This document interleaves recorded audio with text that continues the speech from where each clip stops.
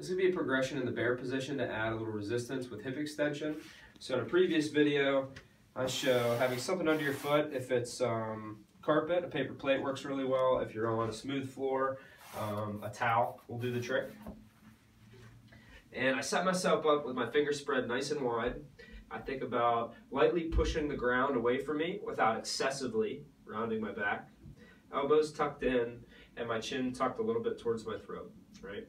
And I think about controlling my pelvis. I don't want to let it drop down here. I want to kind of tuck it underneath me a little bit. And then I start by just bringing my knees barely up off the floor. Now from here, this foot that has something underneath it, I want to try and slide that foot back without letting my back move, right?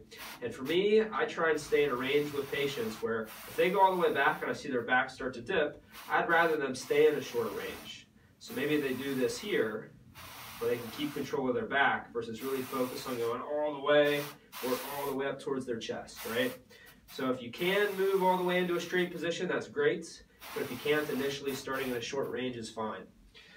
Now next I'm going to take a band to add a little bit more challenge to it. And I'm going to put it under the arch of my foot for the leg that I'm going to work on. Now with this, you do have your hands supporting you, so if it bothers you to do this, I could just tie this around like leg of a couch or a table or something that's not going to move, and then I could just have step back away so that the band is anchored to that. Or if I don't have it, I could just do it in my hand, right?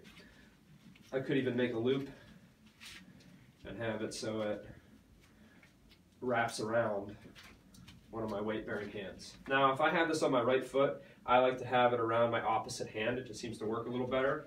So like I said, I could put it around my wrist, like so, or I could put it underneath my hand. So it's going to be the same position, but with a little bit of resistance. So fingers spread, elbows tucked in, push the ground away. I find my pelvic position and my chin tuck, right? And now I'm just doing the same movement against some resistance. Similar idea, if I can go all the way back, that's ideal, and then come back slow. Real key for me with this is I'm not just flying through this motion. I want to make sure I control it because I want to think about what I'm doing while I'm going through it. And as that leg gets back, I'm really conscious of trying to keep my pelvis tucked underneath because the further that leg goes back, the more my back's going to want to drop. So a mirror can be helpful to make sure that I'm keeping good control.